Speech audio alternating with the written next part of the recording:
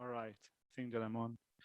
Just for the people at home, we just had a conversation about how sacrilegious it is to pour milk into tea. Anyway.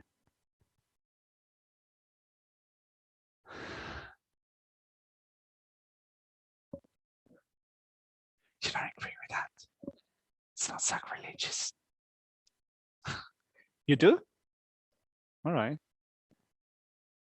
Well, at least we're clear about where we stand. Yeah.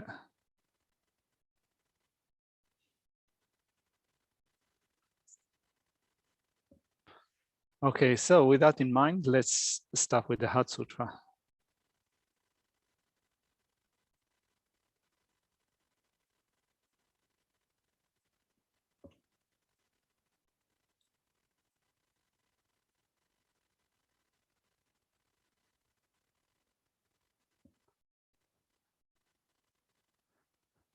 Well, it was the same, by the way, it was the same when I was, I think, 16.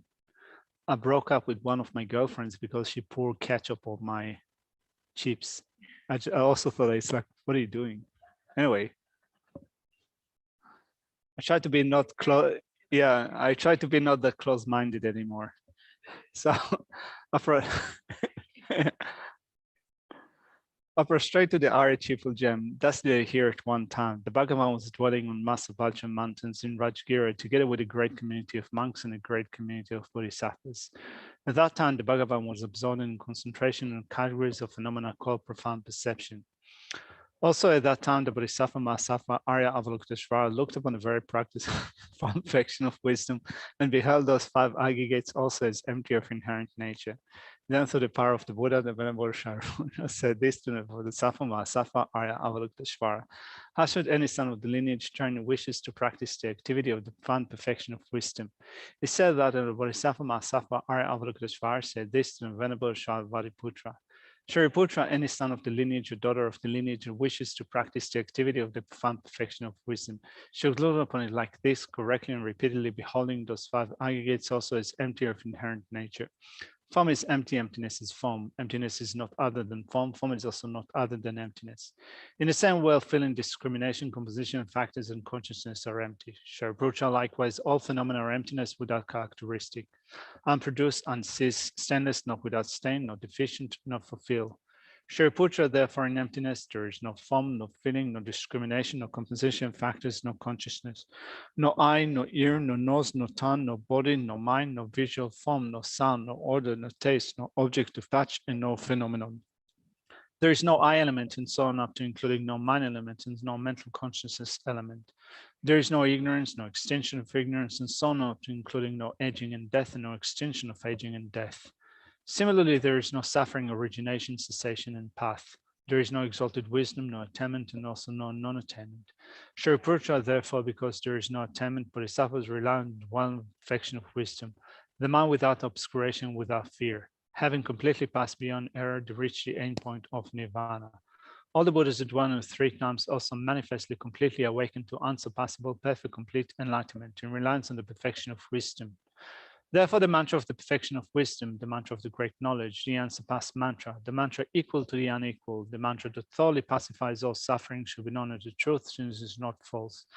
The mantra of the perfection of wisdom is declared, Tayata Om Gate Gate Para Samgate Bodhi Soha. Shariputra, the Bodhisattva Mahasattva should train in profound perfection of wisdom like that. Then the Bhagavan arose from that concentration and commended the Bodhisattva Mahasattva Arya Avalokiteshvara, saying, well said, son of the lineage, it is like that, it is like that. One should practice the profound perfection of wisdom just as you have indicated, even the Tathagatas rejoice.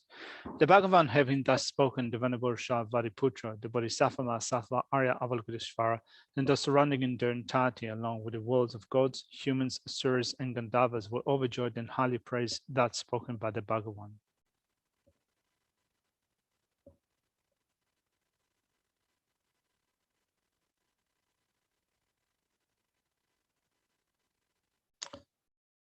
I go for refuge until I'm enlightened to the Buddha, the Dharma, and the highest assembly. By the accumulations I collect by listening to teachings, may attain the state of a Buddha to be able to benefit all sentient beings.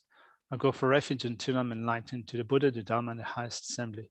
But the accumulation cycle, like when listening to the teachings, may attain the state of Buddha to be able to benefit all sentient beings. I go for refuge until I'm enlightened to the Buddha, the Dharma, and the highest assembly. By accumulations, I collect by his teachings, may attain the state of Buddha to be able to benefit all sentient beings.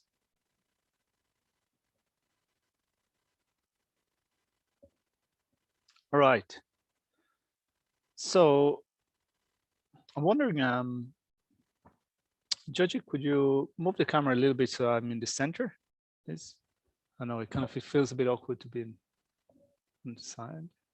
Yeah, thank you. Yeah, perfect. Thank you very much. So,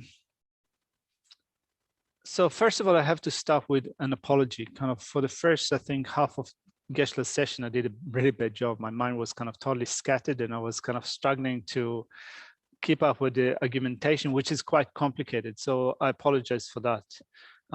So what I thought of doing in the afternoon session, I feel that probably because I was not clear and not kind of, I think, sharp in the morning. Also, it's hard for, and this material is difficult. I think that it was hard making sense of the arguments that Geshe-la presented. So I thought of going basically over what we did today, but first of all, picking up from what we did yesterday, because we haven't covered all of it. And I think that here Shantideva presents the whole meditation outline for equalizing self with others. Now, some of the arguments here are quite difficult to get, in a sense of you really need to be focused and concentrated in order to get them, and also to think about it a lot. So it needs a lot of effort. So I thought of doing it together. What I did at home was in continuing with my class notes, I just put kind of arguments and reply, tried to do it in my own words. And I thought of discussing it together with you guys here and also at home, just in order to make sure that we can follow this presentation. Also, it's a good opportunity, I think, as we're going over the sevenfold cause of, equalizing, exchanging self with others. It's also, I think, helpful to include that in your daily meditation if you have a daily meditation routine. I think that trying to meditate on the sevenfold cause and effect personal instructions is easier in terms of the argumentation. I think is more straightforward, and to some degree, since that we have less maybe complicated things to go through, although by no means it is an easy practice to do. But it still feels to me that equalizing, exchanging self with others is more complicated. Kind of, it requires more effort. Maybe it's because I'm less familiar with that. Maybe I'm more prone to meditate on the sevenfold cause and effect person instructions, and that's why sometimes I feel that my mind is still kind of not really sharp with respect to some of the arguments. So this morning, for example, in my, at home in my morning meditation, I tried to follow Shantideva's outline in thinking of equalizing self with others and see how I can at least incorporate that into my meditation routine. So I also recommend it to you guys here in at home. I think that it's kind of excellent way to study this, but also to make it readily available to us in our meditation sessions. So are the class notes available yet? There will be, I'll send it tonight to Kathy, and she'll put it on a Dropbox. I think that I'm again out of quota on the Dropbox. So if I try to upload it, I will not be able to do so. So maybe I'll try to increase my quota tonight and see how it goes.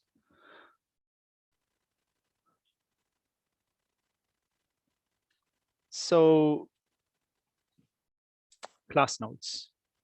So as I said yesterday, kind of I'm combining this presentation with Lama Tsongkhapa's summary. So Lama Tsongkhapa's summary of the practice of equalizing and exchanging self with others says that there are two main obstacles or hindrances for equalizing self with others. Now, just one thing that could be a little bit confusing.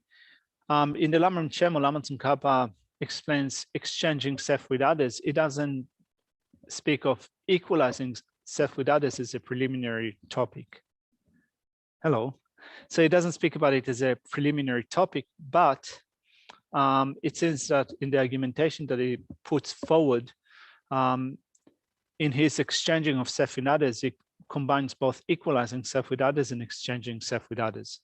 I'm saying that because, first of all, it says that in the Lamrim Chemo, second volume, I think that it was on page 36, as far as I remember.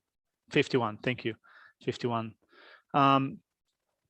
Yeah, 51. So it says that there are two main obstacles for this practice.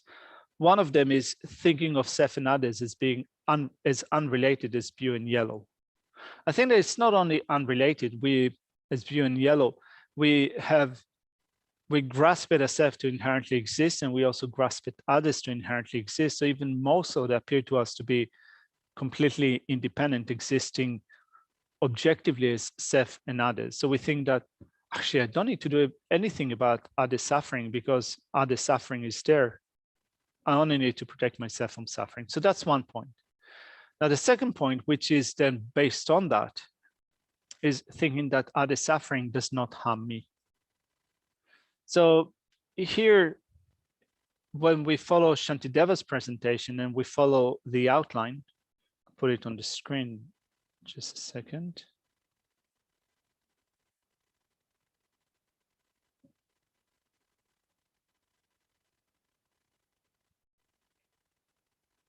So when we follow the outline, there's no clear delineation of those two hindrances, that first of all, thinking that self and others are unrelated and that other suffering does not harm me. But still, when you look at the sequence of reasoning that Shantideva explains here, when it begins with a way to meditate on the equality of self and others, first of all, with verses 92 and 93, it starts dealing with the first argument, which is thinking that self and others are as unrelated as blue and yellow. And then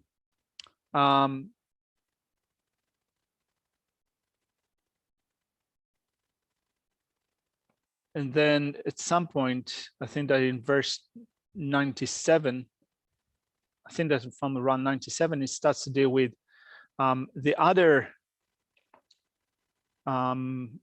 hindrance, which says that other suffering does not harm me. So yesterday we said that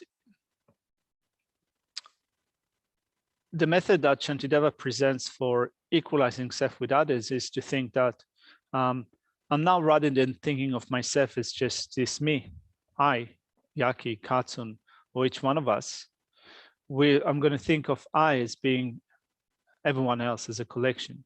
And it's okay to do it. It is suitable to do it because, for example, when I look at this body, which I regard as mine, this body is a collection of different organs, different parts, but still at time of danger, I protect it as a whole, as a collection of different parts, and I guard it. So similarly, if I regard everyone as one body, I will be able to guard this body as mine and protect it from suffering. So that's the method that Shantideva puts forward, and then resistance to that builds up. I mean, of course, resistance to that builds up because we're not used to thinking of everyone else as me. And this is what Shantideva says here. Don't think of yourself as being one person. Think of everyone else as being me. And if you get used to thinking of everyone as me, and then you think that I want to be happy, I do not want to suffer, and therefore I need to protect myself from suffering. If you think of everyone as me, you will then think that I therefore have to protect myself from suffering. So we're not used to thinking about it. It's counter logical to the way that we normally think, to the way that most people, the vast majority of the people in this world are thinking in the present, have thought about it before. But this is the special way that Bodhisattvas think, and this is what we train ourselves at, in the way, kind of a radical way of thinking of Bodhisattvas. So in order to do that, we need to overcome our resistance, natural resistance to do it, because we do come up with all sorts of arguments on a mental level, either in a very direct way, overtly, but also sometimes in an implicit way, in trying to find loopholes in that attitude that thinks that it is not logical, it is not valid to think of everyone as myself, as me. So Shantideva here is being proactive in dispelling those different arguments that we could come up with. So just to refresh some of the things that we've discussed yesterday in order to then continue with that today. With thinking that self and others are different and unrelated, like blue and yellow, then Khenpo Kumpel's commentary says the body has different parts, legs, arms, head, and so forth. When danger arises, we protect the body as a whole. Similarly, we can consider sentient beings as a whole and protect all of them. Body is no more than applying a name to a collection of different parts, right? Particularly, we said yesterday that when you look at the definition of body in Buddhist literature, body is the collection of its members. So therefore, if you think of all sentient beings as being a collection and each and every sentient being is a member of that collection, then if you think of all sentient beings as being my body, then I need to protect my body. I need to protect my body from suffering. And then it is possible to apply the name I to a whole collection of suffering beings, thinking the I myself. And it is possible to habituate myself with the idea of I to other sentient beings, with the result that I will come to care for them as much as I care for myself. So that's what Khenpo Kumpel says with respect to verse 91. Then verses 92 and 93 say that if I regard the bodies of others as mine, so others' suffering and happiness will become mine, and that will come through familiarity. It is like a mother feels the pain of her baby, right? Deeply affected by the pain of her baby, although the baby is a different being, but kind of, we can see that it is possible to react strongly to the suffering of others. And that comes through, first of all, feeling a great sense of care and connection to others. So it is possible to do it. Then I and other are imputed to the observer, which means that from my point of view, I'm I and you are others. And from your point of view, you're I and I'm the other. It's the same as far mountain and near mountain, depending on where you stand or where you live. And therefore, they're no more than a matter of conceptual labeling. So this argument that we find in verses 92 and 93 is shaking up a strong grasping at inherently existing I and inherently existing other. So we think that I and other are unrelated. It's not that we just think about it. We completely believe that appearance of an inherently existing I and inherently existing other. So here Shantideva says that anyway, a notion of self and other are not unrelated to each other. They exist in relation to each other. And if you change your perspective, if you look at the perspective of others, you can see how self and others are no more than verbal designation. I mean, when we say that they're no more than verbal designation, it means to say that they do not exist objectively from their own side. So this is what we spoke of yesterday. Then today I wanted to look at the syllogism based on verses 94 to 96, which Geshe-la mentioned yesterday. I just wanted to make sure that we are clear about them. But before we do that, I'm wondering if there are any questions with respect to those points that we've spoke of so far.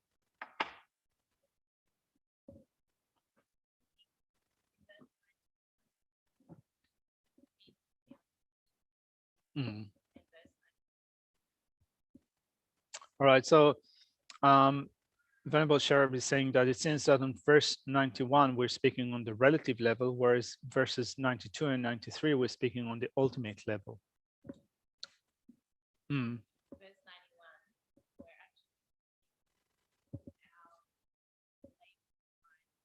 91, yeah.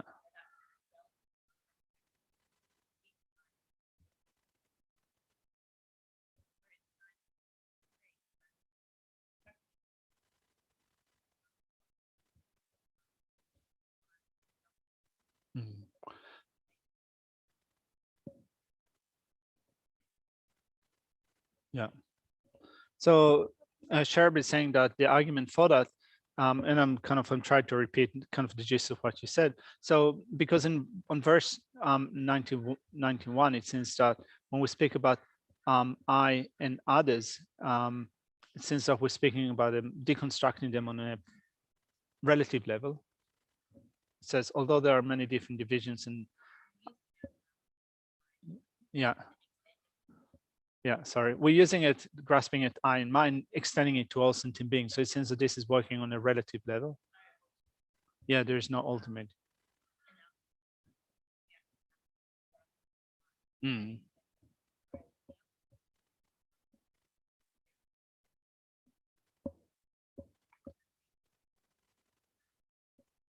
Yeah, so in verse 91, there's no ultimate analysis that you do. So it seems that it's addressing the relative level, whereas in verses 92 and 93, it seems that we are applying some form of ultimate analysis. So it seems that it's getting a kind of the ultimate level of others, kind of self and others, seeing how self and others actually do not exist inherently, but it exists in dependence or in relation to each other.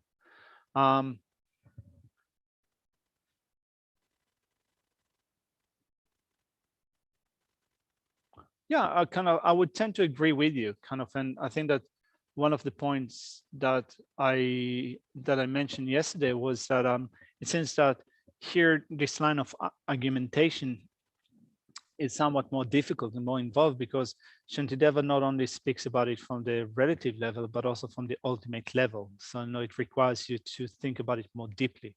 So I think that sometimes in one verse you can think of one verse from the point of view of the relative and the point of view of the ultimate.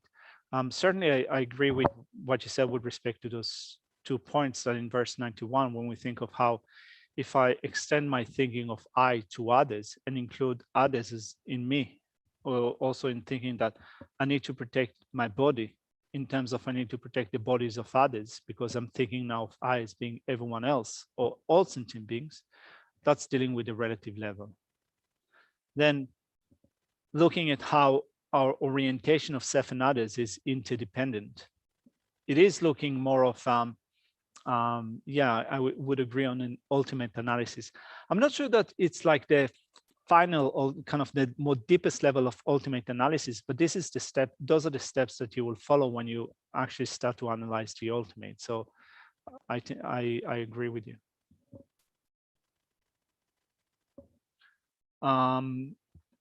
So then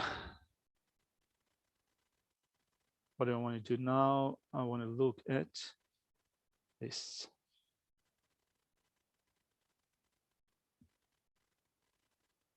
So the syllogism, which are based on verses 46, sorry, 94 and 96. I don't know where I came with this 46 number, but anyway, let's look at those verses first of all.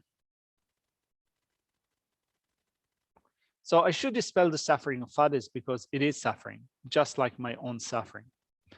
And also I should benefit others because they are sentient beings, just like my body. So 2 syllogisms are drawn from verse 94.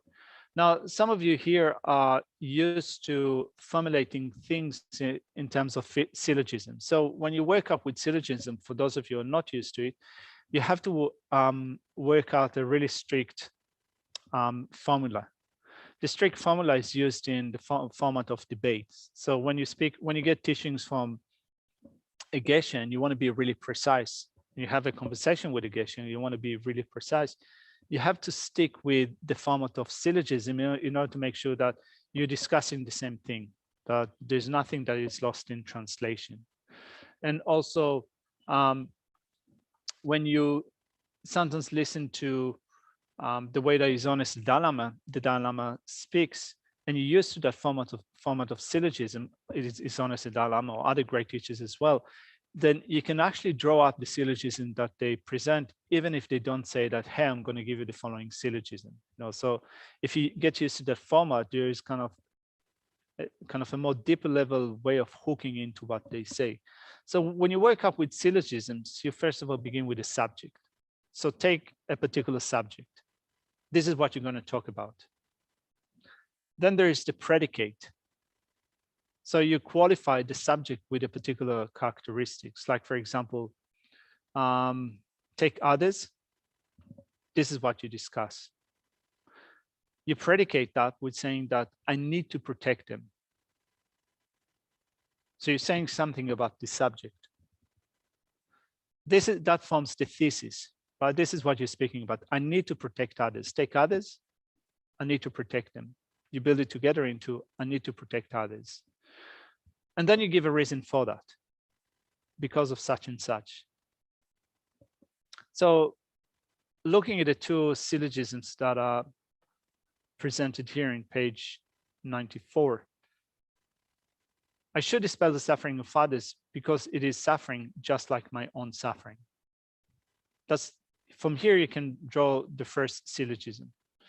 And I should benefit others because they are sentient beings, just like my body. Now, when you have one thing that I did not say is that when you look at just like my own suffering, just like my body, when you provide a syllogism, if you want to do it in a complete and perfect way, you'll also give a compatible example that will make the syllogism be easily understood. So you want to say something about, you want to come up with a thesis, you're providing a reason why the thesis is correct, and then you want to take an example, give an example that will make someone clearly see why your thesis is correct. So this is what Shantideva does here. So then I formulated it into something that is more, that first of all agrees with what Geshe presented in class. So the first argument is take others' suffering. That's our topic, that's our subject. Now, what we say with respect to that is I should dispel it because it is suffering. For example, in the same way that I should dispel my own suffering. For example, my own suffering. So when we think of this syllogism, we think about it in relation to the points that we've covered before. So think, still hold on to that assertion that, or to that, not assertion, to the way of meditating in which we think of me as being all other living beings, or not all others, myself and all other living beings in the same group. So take other suffering. I should dispel it because it is suffering, like my suffering. Then the second syllogism, let's look at the verse again. The second syllogism is more difficult to formulate. Geshe formulated it yesterday, but it's not as clear, as straightforward as the first one. And I should benefit others because they are sentient beings, just like my body. I should help others because they are sentient beings. So just like my body. So the syllogism that Geshe drew from that, sorry, that's not what I wanted to share. Take the living being that is me. I should accomplish others' happiness, or I should benefit others. Sorry. Okay. That's what Geshe said yesterday. I should accomplish others' happiness and benefit because they are living beings.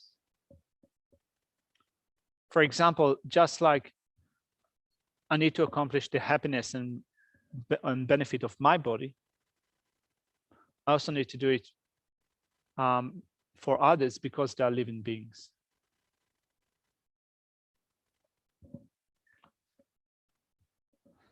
So, well, here kind of you can say living beings and sentient beings, it means the same. I think that sometimes well, first of all, in Tibetan, there are different words, but in most of the cases, they have the same meaning. Sometimes in a particular context, you could say that there is a difference between living being and sentient beings, but in general, probably I'd take them to be the same.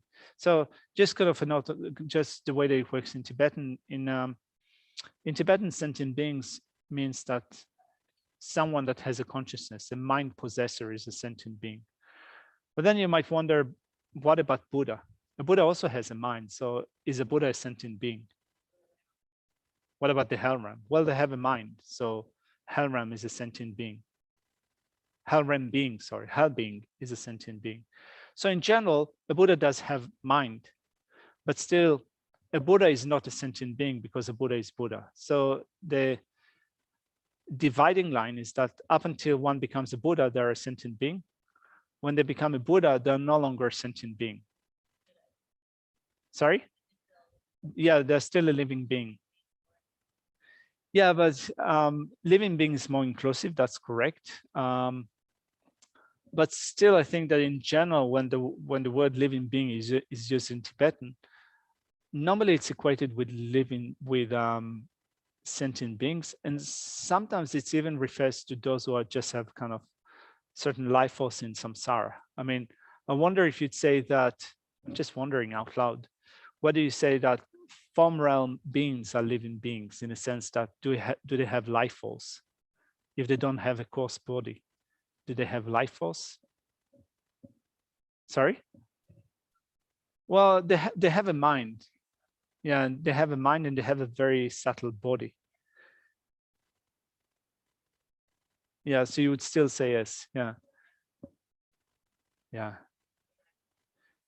Yeah, it's kind of, you know, it's not a major point, but I think that, I don't know.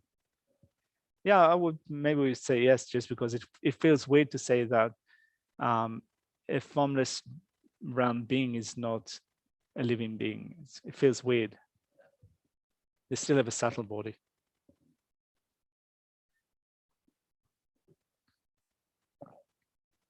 Yeah, the mind needs to ride a certain body.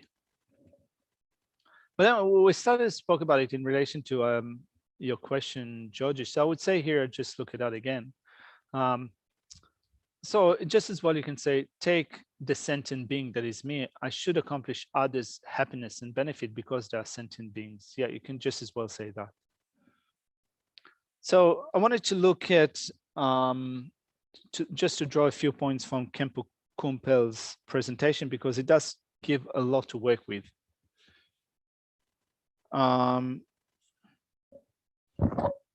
What verses are we covering now? Sorry. 46 to 40, sorry. Again, this 46, 94 to 96.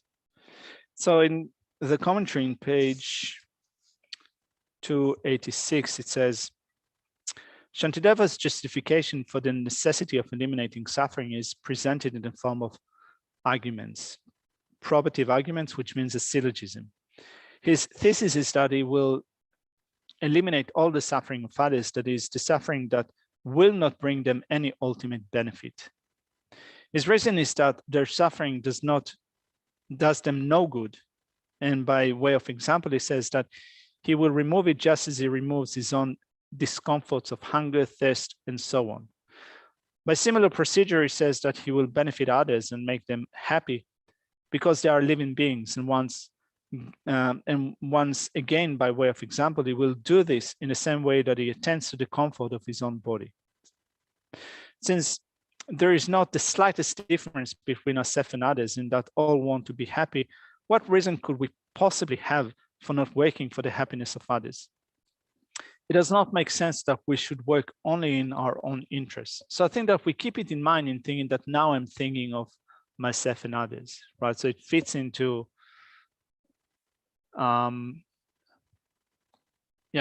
into kind of this point in our practice. Then in verse,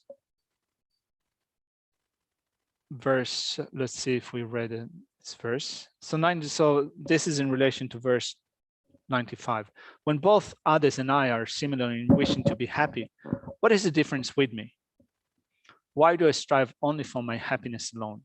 And then verse 96 says, and when both I and others are similar in not wishing to suffer, what is the difference with me?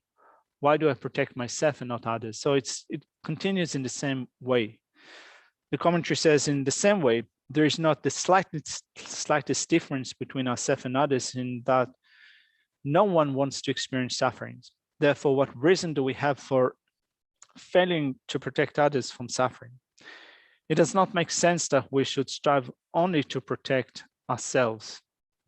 So far, up until now, we have looked at, we've looked at the first hindrance, which is thinking that self and others are different and unrelated, that blue and yellow. We spoke of having to adopt a mental attitude in which we think that all others are, I am all others, and my body is like the body of all other living beings. So I want to be happy and I do not want to suffer, and therefore I need to protect myself from suffering. I need to accomplish happiness for myself.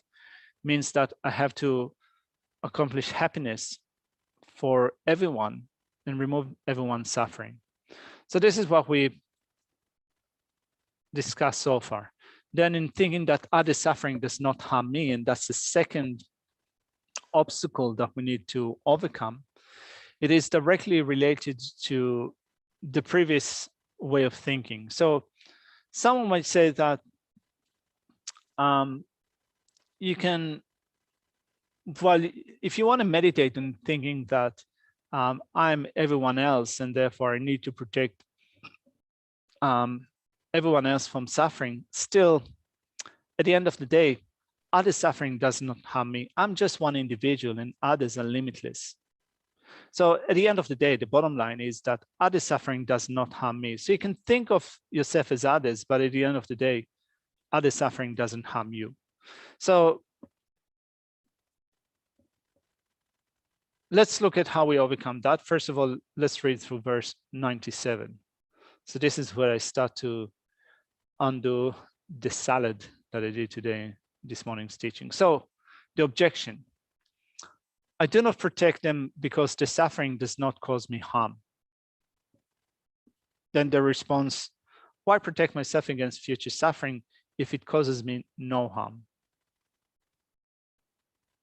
I think that this verse is quite straightforward. Let's look at how I said it in a more kind of, in other words. Currently, I do not suffer. I don't have to protect myself from other suffering because the suffering does not harm me. That's the argument. The reply is that currently you don't suffer and still protect yourself from future sufferings, even though it does not harm you now. So if you say that if I don't suffer now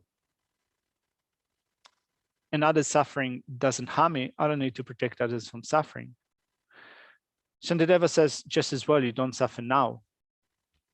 And the person that you will be in the future is different to you. So Geshe spoke about it today. He said that, for example, let's say that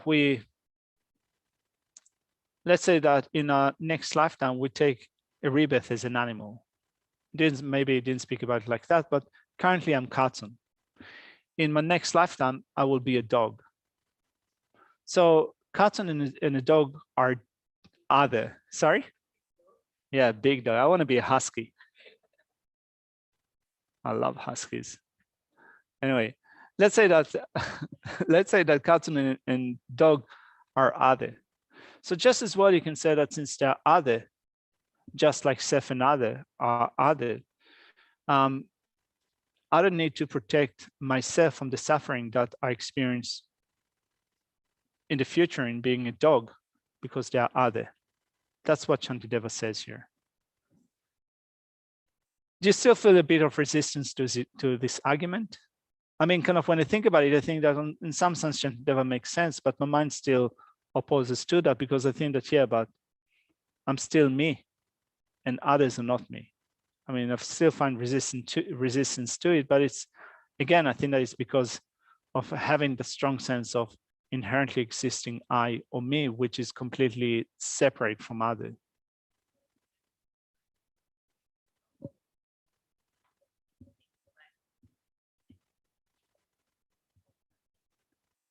Yeah.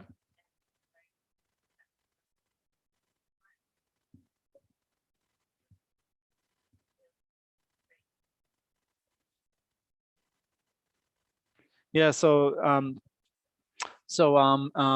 Sharp is saying that, it comes down to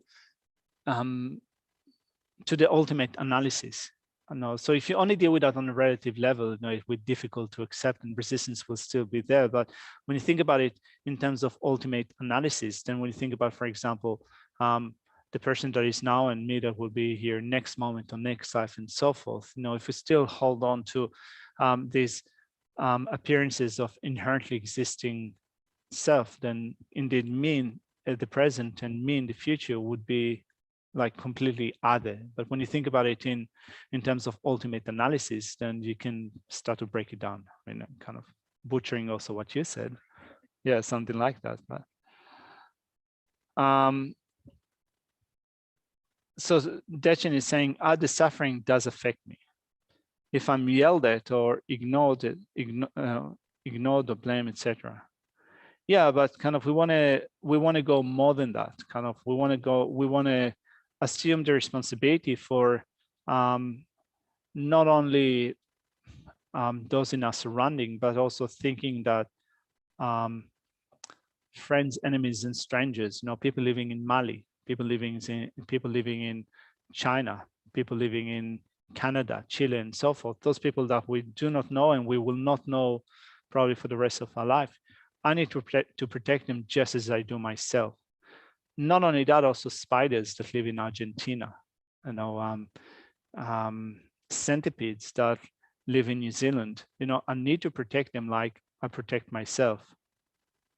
So there are suffering living beings, and I don't know them, and often I might have a sense of indifference to them. But here, in looking at a way to develop bodhicitta, an equal sense of concern for others, we need to then think that they're just as close to me, even though I don't know them, even though they are complete strangers to me. And you can go even the next step. You can think of your enemies. It's quite, here in Australia, it's hard to think of other countries as being our enemies, but in your personal relationship, you can probably find those who are disagreeable with you. As you said, if I'm yelled at or blamed or ignored and so forth, you can also think of them as those that are suffering living beings, and you want to work for their sake, but it's harder. But still, Shantideva here is kind of offering this really powerful technique in order to overcome the difficulty in doing that. And I think that is Sharp said, kind of when we look at it from the point of view of the ultimate, we come to see that our holding of itself and others with fixation of self and others as if they exist like that in a concrete way does not exist like that in reality. That's what you meant, right? Anyway, so verse 97 in this commentary. Now, suppose someone were to object saying, yes, I'm affected by my own suffering and therefore I have to protect myself. But when suffering happens to someone else, nothing at that moment is actually hurting me. Therefore, another's suffering is not something I have to protect myself from. But major and obvious sufferings, from the suffering of the next life in the hell realms to the pain that will come tomorrow, next month, is the most subtle kind of suffering occurring from moment to moment. All such discomforts, great or small, due to lack of food, clothing, or whatever, are located in the future. They're not actually harming us in the present moment. If these future pains are not tormenting us now, what do we have to protect ourselves from? It makes no sense to do so. So it continues to verse 98, which says, actually, protecting myself from suffering is different to protecting me from other suffering, because while currently I might not be affected by suffering, I will experience them in the future. So basically, verse 98 continues saying that this argument doesn't really work, because it could be right that currently I don't suffer, but I will suffer in the future, and therefore I need to protect myself from this suffering. Other suffering does not harm me, so it doesn't work. This argument that was presented in verse 97 doesn't really work. Let's just read through verse 98. The conceptualization, thinking that I shall experience that, is wrong, right? That I will experience the suffering of others is wrong. The person who died thus is one, and that reborn is another. So we have to look at commentaries in order to understand what the words say. So it says, this commentary, but we may think that these sufferings are not the same as those of other beings. For even though such sufferings are not affecting us now, we protect ourselves nevertheless because we will experience them in the future.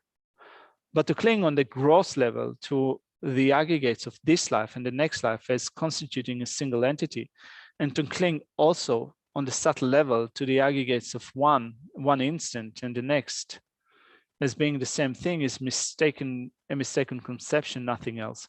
So this is definitely, I think, coming on the viewpoint of ultimate analysis, what we get to when we look at a deeper level of the nature of phenomena. Because when we say that currently I don't suffer, but in the future I will suffer, and therefore I need to protect myself from that.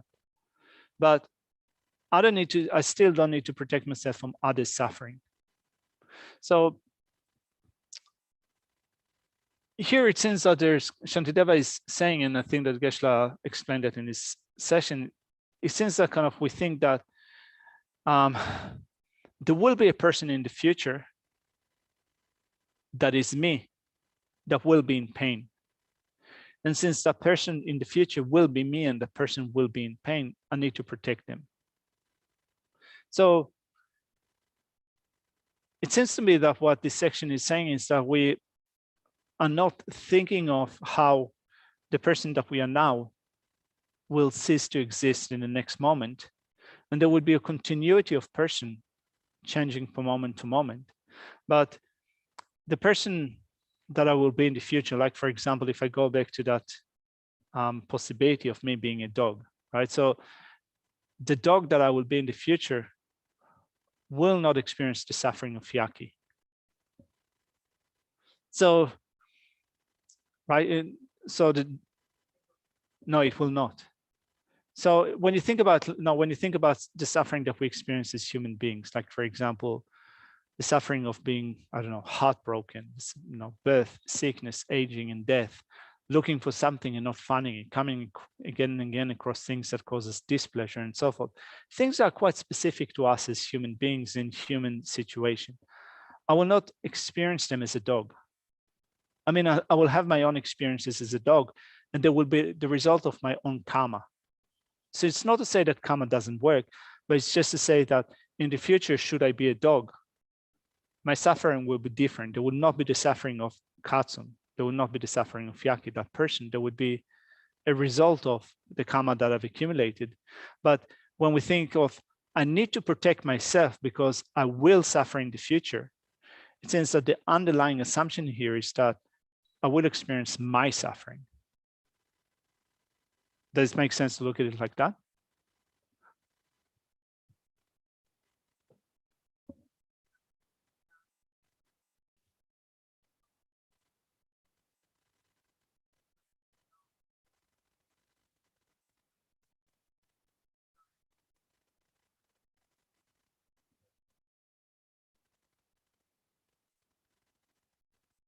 So if you're so George is saying that, but if you're born as a dog, then you cannot practice. You will suffer. You'll have your own suffering as a dog. So no, you could say that this is a result of you not having practiced what it needs in order to be born again as a human, and because of that you suffer. Yeah, and that's correct. No, I agree with you, but I think that it seems that the argument that is put forward here in verse 98 is in saying that if we come back to that argument in saying that other suffering does not harm me, and therefore I don't need to protect them from suffering, and therefore in also thinking that I still need to protect myself because I will experience suffering, and therefore I need to protect me from suffering, but still I don't experience the suffering of others. looking at it, I'll read again through the commentary and see kind of if it makes sense. I mean, it's hard, isn't it? It's difficult.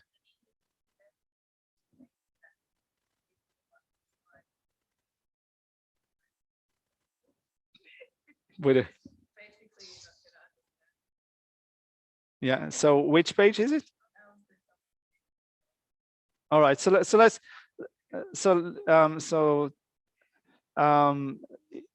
it's a cool way to think about it, isn't it? Anyway, so let's do it in order. So it says, but we may think that these sufferings are not the same as those of other beings. For even though such sufferings are not affecting us now, we protect ourselves nevertheless, because we will experience them in the future. But to cling on a gross level to the aggregates of this life and the next life as constituting a single entity, in that they are the same. My body now will be the same as the body that I will have in future life. And to cling also on the subtle level to the aggregates of one instant and the next as being the same thing is a mistaken conception, nothing more. In a sense that to think that my body now is the same body tomorrow, the next moment, is a mistake. So when we reflect about our present and future lives in light of such arguments, we can see that the entity that dies and passes out of this life is not the same as that which is born in the succeeding existence. Like, for example, as I said, if I die in this life as Katsun and be born as a dog, it's not the same entity, Katsun and a dog. I mean, there is a continuum, and there's a same, you can say that there is the same consciousness, although, you know, when you look at it at the cause level, you can say that in my future life, if I'm born as a dog, I will have a consciousness of a dog. In this consciousness, I have in this life, sorry, I have a consciousness of a human being. So that's on the cause level. You can say that there are different consciousnesses. On a subtle level, they belong to the same continuum. And I think that this is what you're getting at, right? That they belong to the same continuum.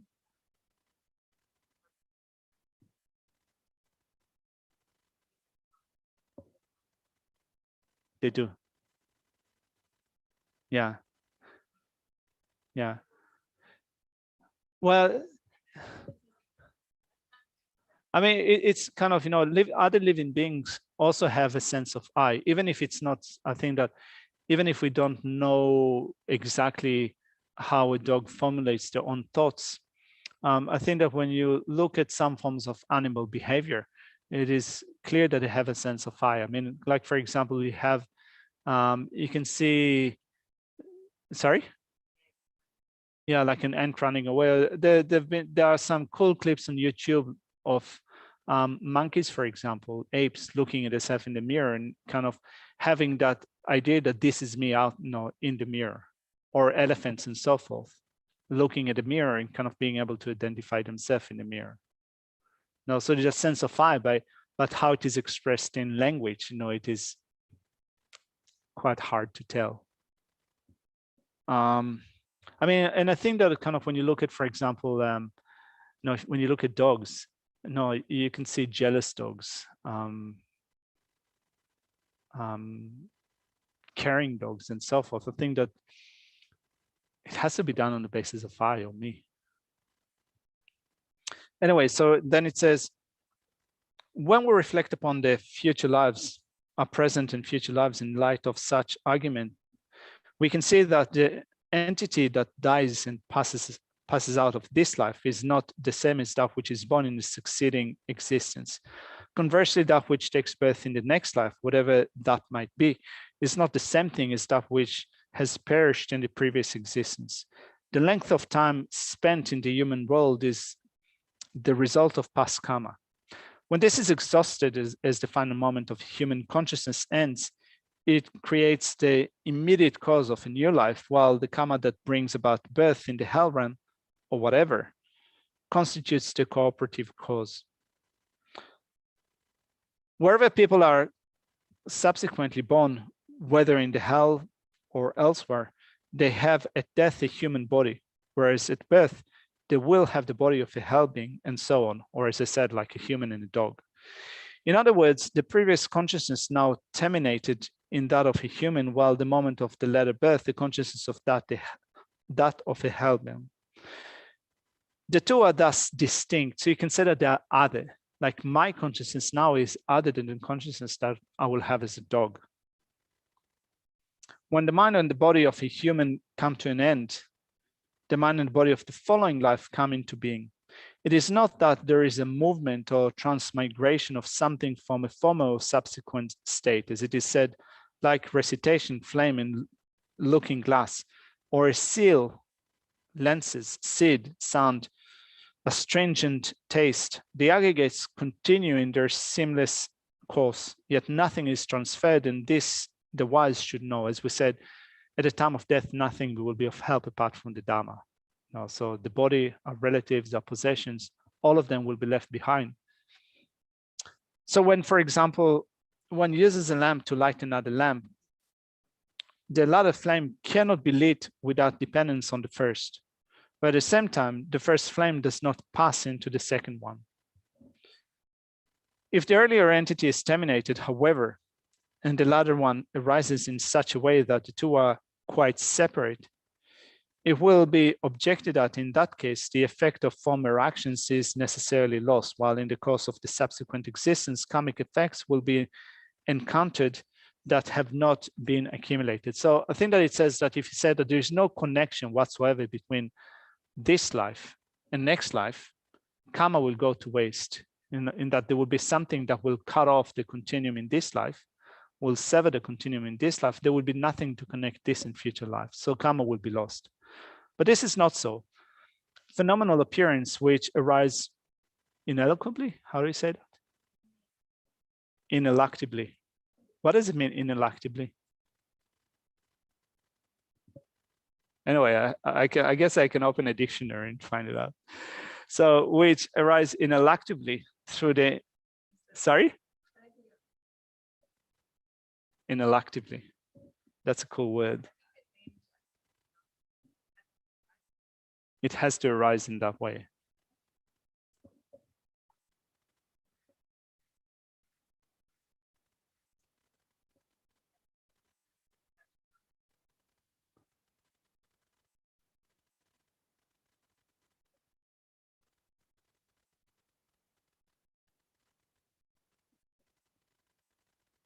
Oh, okay.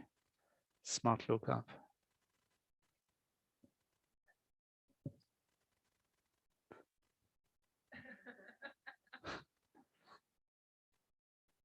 Unable to be resisted or avoided, inescapable.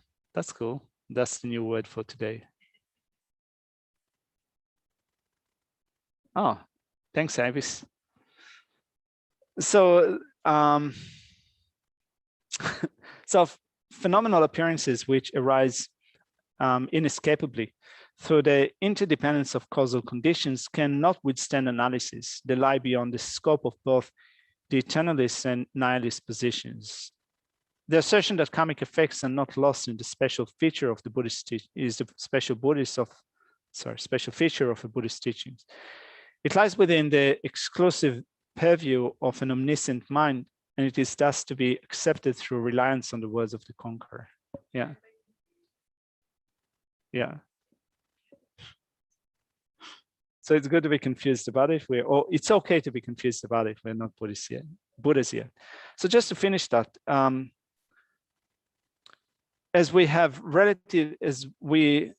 all we have are relatively imputed terms, being neither identical nor different. Earlier and latter moments of consciousness appear. Consciousness manifests in different ways according to karma, whether good or bad. But in itself, it consists of moments of mere knowing, clear and cognizant, arising uninterruptedly in like kind. The notion of permanence or discontinuity do not apply to it. Thus, the result of karma are not lost, and one never encounters karmic effects that have not been accumulated. Anyway, going back, I think that the main point here is that as the argument in verse 98 says, protecting myself from future suffering is different to protecting me from other suffering, because while currently I may not be affected by suffering, I will experience them in the future.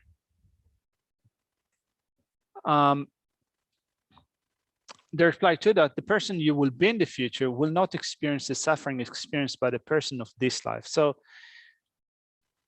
it seems that what Shantideva is implying here is that in coming up with this argument that protecting myself from suffering is because I will experience suffering in the future, Shantideva is implying here that you're saying that because you have that idea that there would be the same thing, that your body in the future would be the same body, that your consciousness will be the same consciousness, but there will be not, that will not be the case.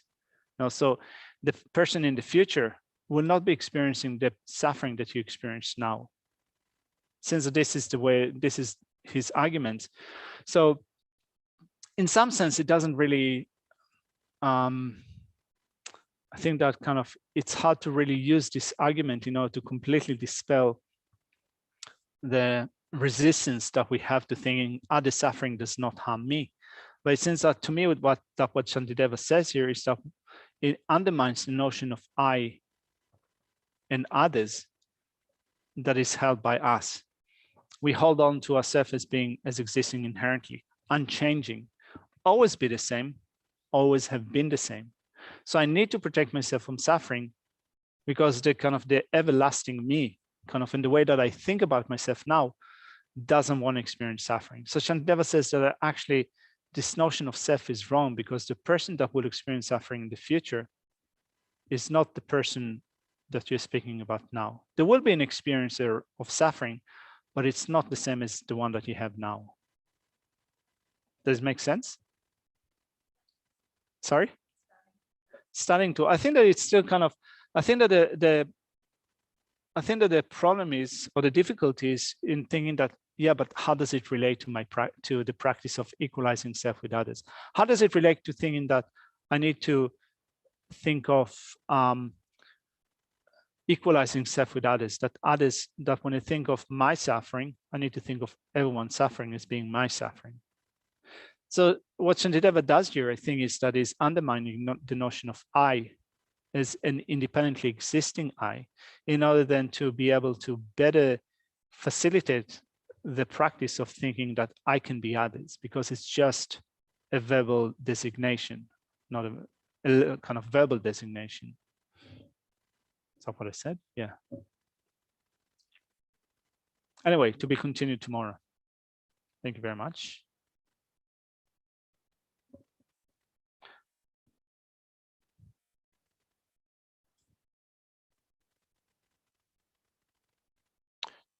Due to this virtue, I quickly become a Guru Buddha and lead all transmigrated beings without exception to that state. May the precious Supreme Bodhisattva not yet born arise. May that the reason not decline, but increase more and more.